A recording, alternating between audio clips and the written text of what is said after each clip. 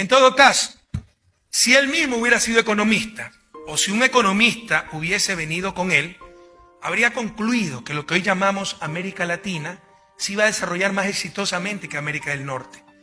Mientras que en ambas regiones abundaban recursos naturales, en la primera, en nuestra América, ya existían sociedades bastante consolidadas, como los incas, mayas y aztecas, y con importantes adelantos tecnológicos, en tanto que en Norteamérica apenas se contaba con tribus seminómadas en su gran mayoría. Y este es uno de los grandes enigmas del desarrollo. ¿Por qué América del Norte se desarrolló y América Latina, que en principio tenía mejores condiciones, cohesión social, civilización, adelantos técnicos, recursos naturales, ¿no?, para el desarrollo, no lo hizo? Las respuestas son múltiples y complejas, como cualquier respuesta para explicar procesos tan complejos a su vez como es el desarrollo. Pero sin duda, una de esas respuestas es la clase de élites que dominaron y dominan a América Latina. Las instituciones, políticas y programas de un país dependen de quién tiene el poder. Esas leyes de responsabilidad fiscal, donde todo tenía techo menos el servicio de la deuda, nos demostraban claramente que el poder lo tenían los acreedores, que no eran extranjeros, gringuitos, eran ecuatorianos. La investigación de la auditoría, de la Comisión de Auditoría de la Deuda, descubrió que muchos de nuestros negociadores iban a negociar deuda externa, eran tenedores de deuda. Es un conflicto de intereses imperdonable. Y esto de que esas instituciones, políticas, programas, depende de quién tiene el poder, ya lo había señalado desde hace muchos tiempos, siglos, el protoeconomista francés liberal para más señas, Frédéric Bastiat, que decía, cito, cuando el saqueo se convierte en un modo de vida para un grupo de hombres viviendo juntos en sociedad, estos crean para sí mismos un sistema legal que lo autoriza y un código moral que lo glorifica. Cierro cita. Queridos jóvenes, el desarrollo es básicamente un problema político.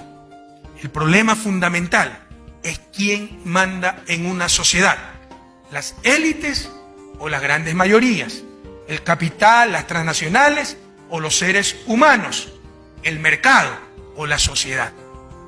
El más grave daño que se le ha hecho a la economía es quitarle su naturaleza original de economía política.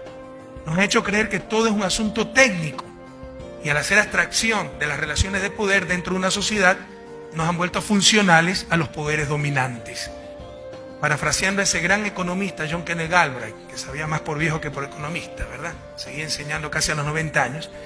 El economista que no toma en cuenta las cuestiones de poder es un completo inútil. América Latina ha estado históricamente dominada por élites que excluyeron de los beneficios del progreso a las grandes mayorías, e incluso con sus actitudes rentistas impidieron un mayor progreso para ellas mismas. Hoy, a nivel mundial, estamos dominados por los intereses del gran capital, lo que yo llamo el imperio del capital, especialmente el financiero. La falta de regulación, supervisión y capacidad de intervención sobre el sistema financiero internacional, principalmente en Estados Unidos, resultó de una de las mayores crisis económicas y políticas de los últimos años. A los bancos inversionistas se les permitió crecer sin control alguno en una economía de casino y llegaron a ser too big to fail. Allí se acabó el discurso de la no intervención estatal. La crisis significó la reducción del valor de los activos de la clase media en Estados Unidos, principalmente sus viviendas. Pero paradójicamente, luego de la crisis, la fortuna de los más ricos y las ganancias financieras de los bancos se encuentran en un nivel récord, mientras los ingresos de las familias apenas han recuperado su valor previo a la crisis. Esto también está en la raíz de la crisis europea. Todo está en función del capital, sobre todo del capital financiero. Con la complicidad de una supuesta ciencia económica y de las burocracias financieras internacionales, Banco Mundial, Fondo Monetario, nos disfrazan ideología como ciencia. Y ya ni siquiera es economía neoclásica, sino que por el fundamentalismo podría llamar economía teoclásica.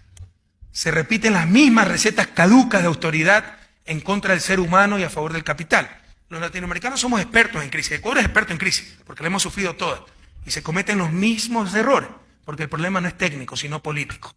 Estas políticas se llaman hooverianas, en referencia al presidente norteamericano Herbert Hoover, quien en los inicios de la Gran Depresión norteamericana de la década de los 30 profundizó la crisis con esta clase de medidas. ¿Por qué no se hace lo obvio? ¿Por qué se repite lo mismo de lo peor? Porque el problema no es técnico, sino político. El problema es la relación de poderes. La solución de la crisis pasa por recuperar el control de los ciudadanos sobre el capital y de la sociedad sobre el mercado. Y para aquellos